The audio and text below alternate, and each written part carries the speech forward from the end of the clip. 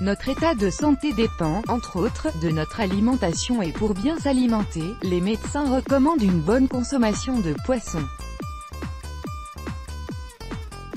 Que ce soit pour les jeunes, les enfants ou les adultes, le poisson possède des qualités nutritionnelles précieuses, il est notamment une excellente source de protéines. Il est important de bien sélectionner les poissons que vous consommez, sinon au lieu de bénéficier des nutriments, vous vous exposerez à des dommages. Pour ce faire, voici les précautions à prendre et le type de poisson à absolument éviter. Intérêt de manger du poisson. Selon le chercheur William Harris, l'un des problèmes des pays occidentaux est l'insuffisance de la consommation d'oméga 3.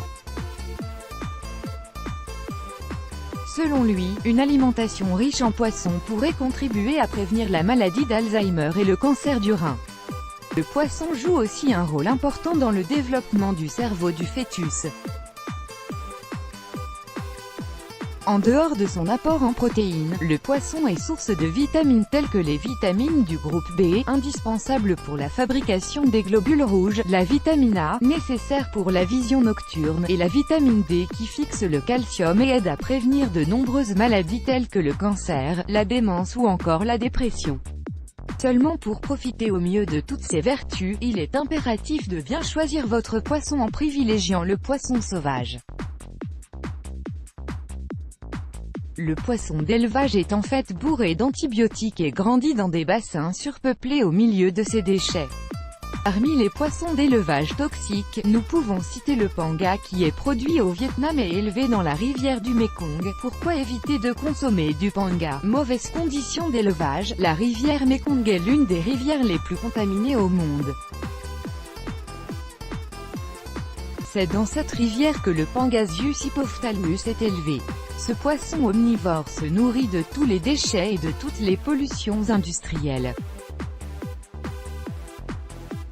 Les experts ont découvert que les pangas sont infectés par des résidus industriels toxiques et dangereux, de l'arsenic, des métaux contaminés, des phénols polychlorés, PCB, ainsi que d'isomères, HCHS.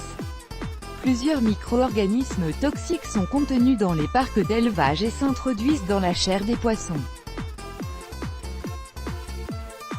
De plus, les pisciculteurs injectent dans les femelles du panga des hormones recueillies de l'urine des femmes enceintes afin d'augmenter la production et le taux de natalité de ce poisson. Altération de votre état de santé, et la consommation en grande quantité du poisson panga provoquera des dysfonctionnements tels que l'intoxication alimentaire, les vomissements ou encore la diarrhée. Une lutte contre ce genre d'entreprise. L'achat du poisson panga est une manière de collaborer avec les grandes sociétés et les conglomérats alimentaires qui ne se soucient pas de la protection de la santé du consommateur. Nous vous recommandons aussi de vérifier les aliments préparés et transformés tels que les surimi, les bâtonnets préparés à base de poisson ou les poissons en boîte. Il pourrait contenir du panga parce que ce poisson produit en grande quantité est abondant et très bon marché. Afin de protéger au mieux votre santé, privilégiez les poissons issus de la pêche durable, les poissons à privilégier le sole d'Hastings, le merlu blanc du Cap, le cabillaud du Pacifique, le colin d'Alaska, le maquereau, le saumon du Pacifique, le hareng Let's Block ADS.